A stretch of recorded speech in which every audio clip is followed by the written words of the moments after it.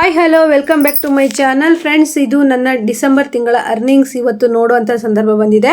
ಪ್ರತಿ ತಿಂಗಳು ನನ್ನ ಅರ್ನಿಂಗ್ಸ್ ಎಷ್ಟು ಅಂತ ನಿಮಗೆ ಹೇಳ್ತಾನೆ ಬಂದಿದ್ದೀನಿ. ಈ ಡಿಸೆಂಬರ್ ತಿಂಗಳ ಅರ್ನಿಂಗ್ಸ್ ಎಷ್ಟು ಅಂತ ನೋಡೋಣ ಬನ್ನಿ. ಆದರೆ ಈ ಡಿಸೆಂಬರ್ ತಿಂಗಳಲ್ಲಿ ನನಗೆ 1ನೇ ತಾರೀಕಿಂದನೇ ಏನೋ ಒಂದು ರೀತಿ ಅಷ್ಟೊಂದು ನನಗೆ ಮನಸ್ಸಿಗೆ ಸರಿ ಇರಲಿಲ್ಲ. ಹಾಗೆಯೇ ಅದ್ರ ಜೊತೆಗೇ ಈ ತಿಂಗಳು ಪೂರ್ತಿ ಕಳೆದಿದೆ. ಎಷ್ಟು ಅರ್ನಿಂಗ್ಸ್ ಇದೆ ಅಂತ ಹೇಳಿಬಿಟ್ಟು ನಿಮ್ಮ ಜೊತೆ ತೋರಿಸ್ತೀನಿ. ಮತ್ತು ಇದರಲ್ಲಿ ಅಂದರೆ 5ನೇ ತಾರೀಕಿಂದ ನಾನು ಅರ್ನಿಂಗ್ ಸ್ಟಾರ್ಟ್ ಮಾಡೋದಕ್ಕೆ ಶುರು ಮಾಡಿದ್ದೀನಿ. ಅಂದರೆ 5ನೇ ತಾರೀಕಿಗೆ ನಾನು ಹೋದ ತಿಂಗಳು ನಾನು ಎಷ್ಟಿದೆ ಅಮೌಂಟ್ ಅಂತ ನಿಮಗೆ ಹೇಳಿದ್ದೆ. ಹೋದ ತಿಂಗಳು ಅಮೌಂಟು ಜಾಸ್ತಿ ಇತ್ತು. ಈ ತಿಂಗಳು 5ನೇ ತಾರೀಕಿಂದ ಮೇಲೆ ಹಾಕಿರೋಂಥ ದುಡ್ಡು ಎಷ್ಟಿದೆ ಅಂತ ಹೇಳಿ ನೋಡೋಣ. ಫಸ್ಟು ಫ್ರೆಂಡ್ಸ್ ಏನು ಹೇಳ್ತೀನಿ ಅಂದರೆ, ನೀವು 1ನೇ ತಾರೀಕು ನಿಮಗೆ ಸ್ಯಾಲ್ರಿ ಬರಲಿ ಅಥವಾ ನೀವು ಬಟ್ಟೆ ಹೊಲ್ದಿರೋ ದುಡ್ಡು ಏನೇ ಇರಲಿ, ಇದೇ ರೀತಿ ಒಂದು ತಿಂಗಳು ನೀವು ಒಂದೇ ಸಲ ತೆಗಿತೀರಾ ಅಂತ ಇದ್ದರೆ 5ನೇ ತಾರೀಕುವರೆಗೂ ಆ ದುಡ್ಡನ್ನು ಯಾವುದಕ್ಕೂ ಬಳಸಬೇಡಿ. 5ನೇ ತಾರೀಕುವರೆಗೂ ನೀವು ಕ್ಯಾಶ್ ಬಾಕ್ಸಲ್ಲಿ ನೀವು ಎಲ್ಲಿ ಇಡ್ತೀರಾ ಅಲ್ಲಿ ನೀಟಾಗಿ ನಿಮಗೆ ಅಷ್ಟೊಂದು ನಿಮಗೆ ಬಳಸಬೇಕು ಅನಿಸಿದ್ರೆ 1 ಪ್ಯಾಕೆಟ್ ಉಪ್ಪು ತನ್ನಿ ಫಸ್ಟು. ಆ ದುಡ್ಡು ನಿಮಗೆ ಬೇಡದೇ ಇರೋದಕ್ಕೆ ಖರ್ಚಾಗೋದಿಲ್ಲ, ಅನಾವಶ್ಯಕ ಖರ್ಚು ಆಗೋದಿಲ್ಲ, ಮತ್ತು ಅಮೌಂಟು ಅದರಲ್ಲೂ ಸಹಿತ ಉಳಿಸ್ಬೋದು. ನಾನು ಇದೇ ರೀತಿ ಮಾಡ್ತಾ ಸ್ವಲ್ಪ ಸಾಲಗಳನ್ನೆಲ್ಲ ತೀರಿಸ್ತಾ ಬಂದಿದ್ದೀನಿ. ಮೊದಲು ನನಗೆ ಈ ಥರ ಬಂದಿರೋ ಅಮೌಂಟು ಹಾಸ್ಪಿಟ್ಲು ಖರ್ಚು ಅಥವಾ ಇನ್ನೇನೋ ಬೇಡದಿರೋ ಖರ್ಚಿಗೆ ತುಂಬ ಹೋಗ್ತಾಯಿತ್ತು. ಈಗ ನಾನು ಫಸ್ಟು ಬಂದಿರೋ ಅಮೌಂಟಲ್ಲಿ ಒಂದು 20 ರೂಪಾಯಿ ಅಷ್ಟೇ ಒಂದು ಪ್ಯಾಕೆಟ್ ಉಪ್ಪಿಗೆ ತಂದುಬಿಟ್ಟು ನಾನು ಉಪಯೋಗಿಸ್ಕೊಳ್ತೀನಿ. ಮತ್ತು ಫಸ್ಟ್ ಅಮೌಂಟಲ್ಲಿ ಒಂದು ದೇವಸ್ಥಾನಕ್ಕೆ ಪ್ರಸಾದ ಆಗಿರ್ಬೋದು, ಕಾಣಿಕೆ ಆಗಿರ್ಬೋದು, ಇನ್ನೇನೋ ಒಂದು ಸೇವೆನ ಕೊಡ್ತೀನಿ. ಅದರಿಂದ ಈ ರೀತಿ ಅನಾರೋಗ್ಯ ಖರ್ಚುಗಳಾಗ್ತಿರೋದೆಲ್ಲ ನಿಲ್ತಿತ್ತು. ಇದು ನನ್ನ ನಂಬಿಕೆ. ಇದು ನೀವು ಇಷ್ಟ ಇದ್ದರೆ ಮಾಡ್ಬೋದು, ಇಲ್ಲ ಅಂದರೆ ಸ್ಕಿಪ್ ಮಾಡ್ಕೊಬೋದು. ನನಗಂತೂ ನಾನು ಈ ರೀತಿ ಒಂದು ತಿಂಗಳಿಗೆ ಒಂದ್ಸತಿ ಅಮೌಂಟ್ ತೆಗೆದು ಅದರಲ್ಲಿ ಫಸ್ಟು ಅಮೌಂಟಲ್ಲಿ ನಾನು ಒಂದು ಉಪ್ಪು ತಂದು ಅಥವಾ ಈ ರೀತಿ ನಾನು ಹೇಳಿದ್ನಲ್ಲ ಆ ರೀತಿ ರೆಮಿಡಿನೆಲ್ಲ ಮಾಡಿಕೊಂಡು ತುಂಬಾ ಇಂಪ್ರೂವ್ಮೆಂಟ್ ಕಂಡಿದೆ. ಆದರೆ ಈ ತಿಂಗಳು ಮಾತ್ರ ತುಂಬ ಕಡಿಮೆ ಇದೆ ಅರ್ನಿಂಗ್ಸು. ನಿಮಗೆ ಅರ್ನಿಂಗ್ಸ್ ಲಾಸ್ಟಲ್ಲಿ ನೋಡುವಾಗ ಗೊತ್ತಾಗುತ್ತೆ ಎಷ್ಟು ಕಡಿಮೆ ಇದೆ ಅಂತ. ತುಂಬ ಆಶ್ಚರ್ಯ ಪಡ್ತೀರಾ. ಇದಕ್ಕೆ ನೀವು ಏನೆಲ್ಲ ಕಮೆಂಟ್ ಹಾಕ್ತೀರಾ ಅಂತ ನಾನು ಕಾಯ್ತಾ ಇರ್ತೀನಿ. ಹೀಗೆ ರೆಗ್ಯುಲರ್ ಆಗಿ ನಾನು 4 ತಿಂಗಳಿಂದ ನನ್ನ ಅರ್ನಿಂಗ್ಸ್ ಎಲ್ಲ ತೋರಿಸ್ತಾ ಇದ್ದೀನಿ. ನಾನು ಫಸ್ಟಿಗೆ ನಾನೊಬ್ಬಳೇ ಈ ರೀತಿಯೇ ಹಾಕ್ಬಿಟ್ಟು ತಿಂಗಳಿಗೆ ಒಂದ್ಸತಿ ಎಣಿಸ್ತಾ ಇದ್ದೆ. ಈಗ ನಾನು ವಿಡಿಯೋದಲ್ಲಿ ನಿಮಗೆ ಶೇರ್ ಮಾಡ್ತೀನಿ. ಹಾಗಾಗಿ ನಿಮಗೂ ಒಂದು ಮೋಟಿವೇಶನ್ ವಿಡಿಯೋ ಆಗಲಿ ಅಂತ ಹೇಳ್ಬಿಟ್ಟು ಫ್ರೆಂಡ್ಸ್, ಜಾಸ್ತಿ ಬರಲಿ ಕಮ್ಮಿ ಬಂದಾಗ ನೀವು ಏನೆಲ್ಲ ತಪ್ಪು ಮಾಡಿದ್ರಿ ಅನ್ನೋದನ್ನ ತಿಳ್ಕೊಳ್ಳಿ. ಜಾಸ್ತಿ ಅಮೌಂಟ್ ಬಂದಾಗ ಖುಷಿಯಾಗಿ ಇನ್ನಷ್ಟು ದುಡಿತೀನಿ ಅನ್ನೋದನ್ನು ತಿಳ್ಕೊಳ್ಳಿ. ಅದು ಬಿಟ್ಟು ಇದು ನಾನು ಇಷ್ಟು ದುಡಿತೀನಿ ಅನ್ನೋ ಒಂದು ಜಂಬಕ್ಕೆ ನಾನು ತೋರಿಸ್ತಾ ಇಲ್ಲ. ಇದರಿಂದ 4 ಜನಕ್ಕೆ ಹೆಲ್ಪ್ ಆದರೆ ಸಾಕು. ಎಷ್ಟೋ ಜನ ಇವತ್ತು ಬಂದಿರೋ ದುಡ್ಡುಗಳನ್ನು ಇವತ್ತು ಉಪಯೋಗಿಸ್ಬಿಡ್ತಾರೆ. ಆದರೆ ಆ ರೀತಿ ಯಾವತ್ತೂ ಮಾಡಬೇಡಿ. ಒಟ್ಟಿಗೆ ಅಮೌಂಟನ್ನು ತೆಗೆದಾಗ ನೀವು ಎಷ್ಟು ಸೇವ್ ಮಾಡಬೇಕು, ಎಷ್ಟು ನಿಮಗೆ ಸಾಲಗಳಿದೆ, ಕಮಿಟ್ಮೆಂಟ್ಗಳಿದೆ ಅನ್ನೋದು ಗೊತ್ತಾಗುತ್ತೆ. ನಾನು ಫಸ್ಟಿಗೆ ಬಂದಂಥ ದುಡ್ಡುಗಳನ್ನು ಹಾಗೆ ಖರ್ಚು ಮಾಡ್ತಾ ಬಟ್ಟೆ ಹೊಲಿತಾ ಸಾಲ ಆಗಿದ್ದೇ ಗೊತ್ತಿಲ್ಲ. ಹಾಗಾಗಿ ಸಾಲಗಳನ್ನೆಲ್ಲ ತೀರಿಸ್ಕೊಂಡು ಫಸ್ಟು ಸಾಲಗಳು ಕ್ಲಿಯರ್ ಆದಮೇಲೆ ನಾವು ದುಡ್ಡು ಸೇವಿಂಗ್ಸ್ ಮಾಡೋದಕ್ಕೆ ಸಾಧ್ಯ ಆಗುತ್ತೆ. ಹಾಗಂತ ಜೀವಮಾನ ಪೂರ್ತಿ ಸಾಲ ಕಟ್ತಾ ಇದ್ದರೆ ನಾವು ಸೇವಿಂಗ್ಸ್ ಮಾಡೋದು ಯಾವಾಗ? ಆದ್ದರಿಂದ ನಾನು ಹೇಳೋದೇನು ಅಂದರೆ, ಫಸ್ಟು ಏನು ಮಾಡೋದಕ್ಕಾಗಲ್ಲ, ಸಾಲಗಳು ಆಗಿಬಿಟ್ಟಿದೆ, ಈಗ ಏನು ಮಾಡೋದು ಅಂತಂದರೆ ಫಸ್ಟು ಆ ಸಾಲಗಳನ್ನು ಯಾವ ರೀತಿ ತೀರಿಸಬೇಕು ಅಂತ ಹೇಳ್ಬಿಟ್ಟು ಯೋಚನೆ ಮಾಡಿ. ಆದಷ್ಟು ಸಾಲಗಳನ್ನು ಮಂಗಳವಾರ ದಿವಸ ತೀರಿಸಿ ಬೇಗನೆ ಸಾಲ ತೀರಿಸ್ತೀರಾ. ಹಾಗೆ ಫ್ರೆಂಡ್ಸ್, ನಾನು ಹೇಳಿರೋ ರೆಮಿಡಿಗಳನ್ನೆಲ್ಲ ಫಾಲೋ ಮಾಡಿ. ಫಸ್ಟು 5ನೇ ತಾರೀಕು ತನಕ ಯಾವುದೇ ಥರ ಕಮಿಟ್ಮೆಂಟ್ಗಳಿಗೆ ದುಡ್ಡನ್ನು ಕೊಡಬೇಡಿ. ನೀವು ದುಡ್ಡು ಸಿಗೋದಕ್ಕಿಂತ ಮುಂಚೆನೇ ಅದನ್ನು ವ್ಯಾಪಾರ ಮಾಡಿರ್ತೀರ. ಅಂದರೆ ನಿಮ್ಗೆ ಯಾವುದೋ ಒಂದು ಅಮೌಂಟ್ ಬರೋದಿದೆ, ಯಾರ ಕೈಯಿಂದನೋ ಒಂದು 5,000 ಬಟ್ಟೆ ಹೊಲ್ದಿರೋ ದುಡ್ಡು ಬರೋದಿದೆ ಅಂತಂದರೆ ಆ 5,000ಕ್ಕೆ ಒಂದು ಖರ್ಚು ರೆಡಿ ಮಾಡಿ ಇಟ್ಕೊಂಡಿರ್ತೀರ. ಆ ದುಡ್ಡು ಬರೋದನ್ನೇ ಕಾಯ್ತಾ ಇರ್ತೀರ. ಬಂದ ತಕ್ಷಣ ಈ ಕಡೆಯಿಂದ ಬಂದ ತಕ್ಷಣ ಆ ಕಡೆ ಕೊಟ್ಬಿಡ್ತೀರಾ. ಆ ಥರ ತಪ್ಪುಗಳನ್ನೇ ಯಾವತ್ತೂ ಮಾಡಬೇಡಿ ಫ್ರೆಂಡ್ಸ್. ಇವತ್ತು ನೋಡೋಣ ಬನ್ನಿ ಎಷ್ಟು ನನ್ನ ಅರ್ನಿಂಗ್ಸ್ ಇದೆ ಡಿಸೆಂಬರ್ ತಿಂಗಳಿಂದು ಅಂತ ಹೇಳ್ಬಿಟ್ಟು. ನೋಡಿ ಫ್ರೆಂಡ್ಸ್, ಇದು ಒಂದು 5,000 ರೂಪಾಯಿ ಬಟ್ಟೆ ಅಷ್ಟಿರ್ಬೋದು. ಯಾರೂ ಸಹ ಇದು ಶೂನ್ಯ ಮಾಸ ಅಂತ ಇಸ್ಕೊಂಡು ಹೋಗಿಲ್ಲ, ನಂಗೆ ಅಮೌಂಟು ಸಹ ಕೊಟ್ಟಿಲ್ಲ. ಒಂದು 5,000 ರೂಪಾಯಿ ಇದರಿಂದನೇ ಬರಬೇಕು. ಹಲೋ, ಎಲ್ಲರೂ ಹೇಗಿದ್ದೀರಾ ಫ್ರೆಂಡ್ಸ್? ಇವತ್ತು ಪ್ರತಿ ತಿಂಗಳು ನಾನು ಏನು ವಿಡಿಯೋ ಹಾಕ್ತಿದ್ದೆ ಅಂದರೆ ನನ್ನ ತಿಂಗಳು ಪೂರ್ತಿ ಅರ್ನಿಂಗ್ಸ್ ಎಷ್ಟು ಅಂತ ವಿಡಿಯೋ ಹಾಕ್ತಾಯಿದ್ದೆ. ಆ ವಿಡಿಯೋ ಇವತ್ತು ಸಹಿತ ಮುಂದುವರಿಯುತ್ತೆ. ಡಿಸೆಂಬರ್ ತಿಂಗಳ ಅರ್ನಿಂಗ್ಸ್ ಎಷ್ಟು ಅಂತ ಹೇಳ್ಬಿಟ್ಟು ಈ ವಿಡಿಯೋದಲ್ಲಿ ಹೇಳ್ತೀನಿ. ವಿಡಿಯೋ ಸ್ಕಿಪ್ ಎಲ್ಲ ಲೆಕ್ಕ ಮಾಡಿ ಆಗಿದೆ ಎಷ್ಟಿದೆ ಅಂತ ಈ ಚೀಟಿಯಲ್ಲಿ ಬರೆದಿಟ್ಟಿದ್ದೀನಿ. ನಾನು ಹೇಳ್ತೀನಿ. ಈ ವಿಡಿಯೋದಲ್ಲಿ ನೀವು ನನ್ನ ತಪ್ಪ ಅಥವಾ ಕಸ್ಟಮರ್ ತಪ್ಪ, ಏನು ನನ್ನ ಪರಿಸ್ಥಿತಿನ ಅಂತ ಹೇಳ್ಬಿಟ್ಟು ನೀವು ಹೇಳಬೇಕು. ನಿಮ್ಮ ಕಮೆಂಟಿಗೋಸ್ಕರ ಕಾಯ್ತಾ ಇರ್ತೀನಿ. ಆದರೆ ಈ ಸತಿ ಅರ್ನಿಂಗ್ಸ್ ಮಾತ್ರ ತುಂಬ ಕಡಿಮೆ ಆಗಿದೆ. ತುಂಬ ಕಡಿಮೆ. ಇಷ್ಟು ಅರ್ನಿಂಗ್ಸಲ್ಲಿ ನನ್ನ ಕಮಿಟ್ಮೆಂಟ್ ಪೂರೈಸ್ಕೊಳ್ಳೋಕ್ಕೆ ಸಾಧ್ಯನೇ ಇಲ್ಲ. ಏನು ಮಾಡೋದು ಅಂತೇಳಿ ಯೋಚನೆ ಮಾಡ್ತೀನಿ.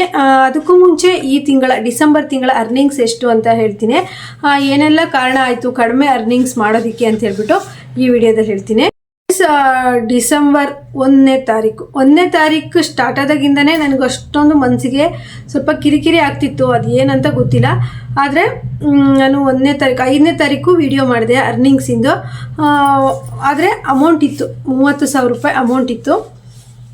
ಆ ಅಮೌಂಟು ನನಗೆ ಇವತ್ತು ತಿಂಗಳ ಪೂರ್ತಿ ಕರೆಕ್ಟಾಯಿತು. ಇವತ್ತಿನ ದಿನದವರೆಗೂ ಕರೆಕ್ಟಾಯಿತು. ಅಂದರೆ ಸ್ವಲ್ಪ ಮಗನ ಎಜುಕೇಷನಿಗೆ ಮತ್ತು ಅಥವಾ ನಾನು ಸ್ವಲ್ಪ ಒಂದು ವರ್ಷದ ಹಿಂದೆ ಸ್ವಲ್ಪ ಗೋಲ್ಡ್ ತಗೊಳ್ಳೋದಕ್ಕೆ ಅಂತ ಲೋನ್ ಮಾಡಿದ್ದೆ, ಅದಕ್ಕೆ ಕಟ್ತಾ ಇದ್ದೀನಿ.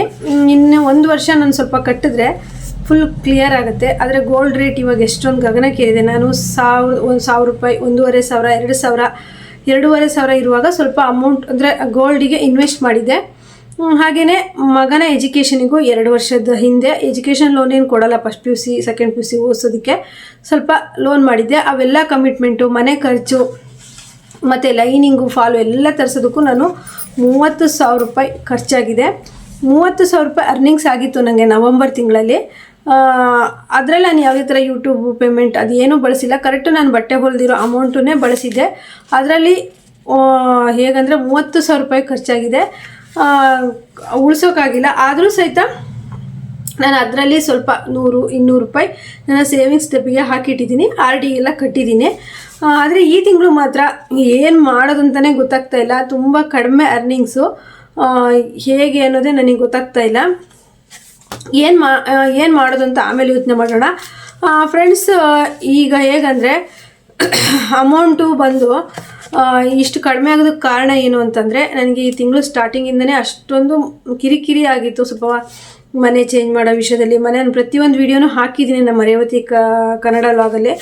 ಸ್ವಲ್ಪ ಫ್ಯಾಮಿಲಿ ಪ್ರಾಬ್ಲಮಿಂದ ತುಂಬಾ ಕಿರಿಕಿರಿಯಾಗಿ ನಾನು ಅದೆಷ್ಟು ಟೈಮ್ ವೇಸ್ಟ್ ಮಾಡಿದೆ ಅಂತೇಳಿ ಹೇಳಂಗಿಲ್ಲ. ಎಲ್ಲ ಲೇಡೀಸಿಗೂ ಆಗುತ್ತೆ. ಯಾಕಂದರೆ ಮನೆ ಪರಿಸ್ಥಿತಿ ವಾತಾವರಣ ಚೆನ್ನಾಗಿತ್ತು ಅಂದರೆ ನಾವು ಕೆಲಸನ ಚೆನ್ನಾಗಿ ಮಾಡ್ತೀವಿ. ಆಮೇಲೆ ನಾನು ಏನು ಮಾಡಿದೆ, ಹೀಗೆ ಬಿಟ್ಟರೆ ಆಗಲ್ಲ, ನನಗೆ ನೆಕ್ಸ್ಟ್ ತಿಂಗಳು ತುಂಬ ಕಷ್ಟ ಆಗುತ್ತೆ ಅಂತ ಹೇಳ್ಬಿಟ್ಟು ಅದನ್ನೆಲ್ಲ ತಲೆಯಿಂದ ತೆಗೆದು, ದೇವರಿದ್ದಾರೆ ಆಗಿದ್ದಾಗಲಿ ಅದನ್ನೆಲ್ಲ ತಲೆಯಿಂದ ತೆಗೆದು ಬಿಡೋಣ, ನಾನು ಕೆಲಸ ಮಾಡೋಣ ಅಂತ ಮಾಡಿದೆ. ಅರ್ನಿಂಗ್ಸು ಇಷ್ಟಾಗಿದೆ.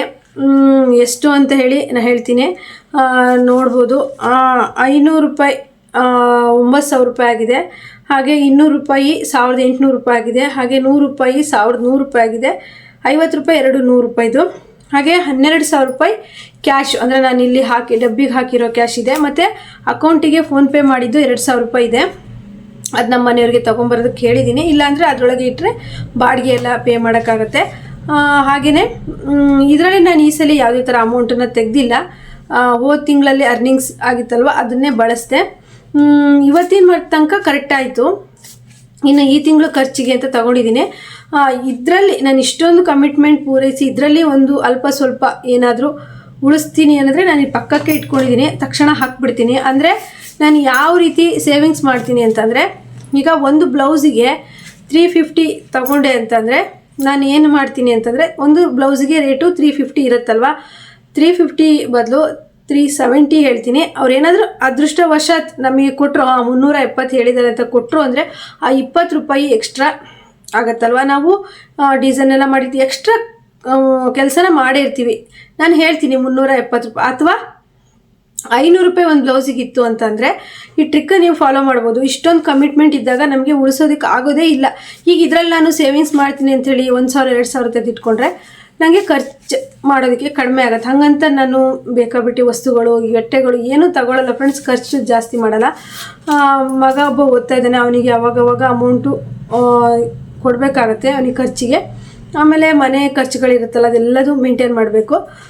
ಅಂದರೆ ಮನೆಯವರು ಮಾಡ್ತಾರೆ, ಅವ್ರಿಗೆ ತುಂಬ ಕಡಿಮೆ ಸಂಬಳ, ಅವರು ಮಾಡ್ತಾರೆ, ನಾನು ಮಾಡ್ತೀನಿ. ಹೆಚ್ಚಿನ ಜವಾಬ್ದಾರಿ ನನ್ನ ಮೇಲಿದೆ. ಈ ರೀತಿ ಇದೆ. ಹಾಗಾಗಿ ಅದಕ್ಕೆ ನಾನೇನು ಮಾಡ್ತೀನಿ, ಈಗ ಯಾರ್ದಾದ್ರೂ ಒಂದು ಬ್ಲೌಸು 450 ಆಗಿರುತ್ತೆ, ಅದಕ್ಕೆ 20 ರೂಪಾಯಿ ಎಕ್ಸ್ಟ್ರಾ ಹೇಳ್ತೀನಿ. ಅದೃಷ್ಟವಶಾತ್ ನಮಗೆ ಕೊಟ್ಟರು, ಏನೋ ಅವರು ಬ್ಲೌಸ್ ಹೊಲ್ದಿರೋ ಖುಷಿಗೆ ಕೊಟ್ಟರು ಅಂದರೆ ಆ 20 ರೂಪಾಯಿ ಎಕ್ಸ್ಟ್ರಾ ಬಂದಿರುತ್ತಲ್ಲ, ಅದನ್ನು ಇಲ್ಲೇ ಪಕ್ಕಕ್ಕೆ ನಾನು 2 ಡಬ್ಬಿನ ಇಟ್ಟಿದ್ದೀನಿ.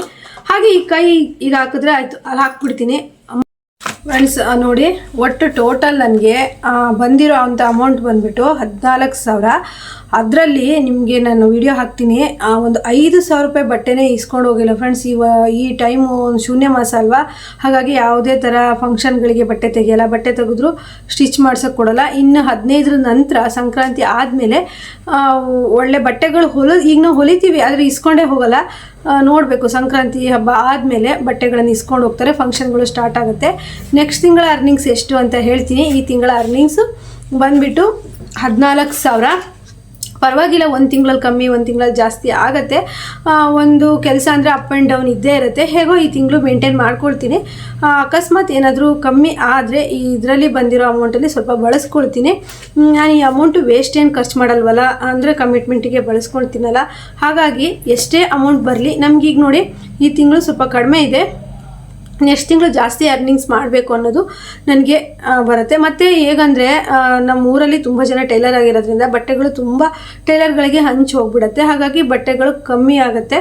ನಾವು ಬಟ್ಟೆ ಬಂದಿದೆ, ಬಟ್ಟೆ ಸ್ಟಿಚ್ ಮಾಡಿದ್ದೀನಿ, ಆದರೆ ಒಂದು 5,000 to 6,000 ರೂಪಾಯಿ ಇರ್ಬೋದು. ಅಷ್ಟು ಬಟ್ಟೆನ ಸ್ಟಿಚ್ ಮಾಡಿಟ್ಟಿದ್ದೀನಿ, ತಗೊಂಡೇ ಹೋಗಿಲ್ಲ. ನೋಡೋಣ, ಅದೆಲ್ಲ ಲೆಕ್ಕ ಸೇರಿದರೆ ಒಂದು 20,000-25,000 ರೂಪಾಯಿ ಆಗೋದು ನನಗೆ. ಆದರೆ ಬಟ್ಟೆ ತೊಗೊಂಡು ಹೋಗಿಲ್ಲ. ಇನ್ನೇನು ಸಂಕ್ರಾಂತಿ ಹಬ್ಬ ಆದಮೇಲೆ ತೊಗೊಂಡೋಗ್ತಾರ ನೋಡೋಣ. ಹಾಗಾಗಿ ಈ ತಿಂಗಳ ಅರ್ನಿಂಗ್ಸ್ ಇಷ್ಟಿತ್ತು ಫ್ರೆಂಡ್ಸ್. ನಿಮಗೆ ಈ ವಿಡಿಯೋ ನೋಡಿ ಇಷ್ಟ ಆದರೆ ಲೈಕ್ ಮಾಡೋದನ್ನ ಮರಿಬೇಡಿ. ನೆಕ್ಸ್ಟ್ ತಿಂಗಳ ಅರ್ನಿಂಗ್ಸ್ ಜೊತೆಗೆ ಮತ್ತೆ ಬರ್ತೀನಿ. ಎಲ್ಲರಿಗೂ ಬಾಯ್.